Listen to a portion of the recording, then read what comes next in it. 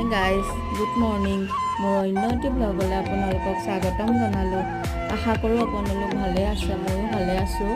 এয়া দুপৰীয়া সাজৰ কাৰণে মানুহজনে যোগাৰ কৰিছে। জাতিলাও এটা কাটি দিলে, বৰ কোমলীয়া ঘৰুৱা জাতিলাও। ভাবিলোঁ দালিত দিম বুলি, সেইকাৰণে কাটি দিলে। তাৰপিছতে মাছ কেইটামান লৈছিলে, ভাঙন মাছ, সেইকেইটা ফ্ৰাই কৰিলোঁ।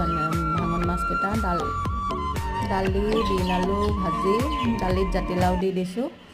এনেকৈ দুপৰীয়া সাজটো বনাম বুলি ভাবিলোঁ। ইয়াৰ কাপোৰ অলপো ৰ'দাই দিলোঁ।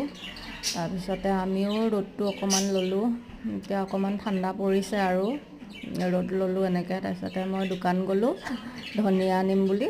দোকানত ধনিয়া নাপালোঁ, সেইকাৰণে আমাৰ ঘৰতে ধনিয়া দুজোপামান ৰুই দিছিলোঁ মান, তাকে দুটামান পাত তুলি পেলাই দালিত দি দিলোঁ।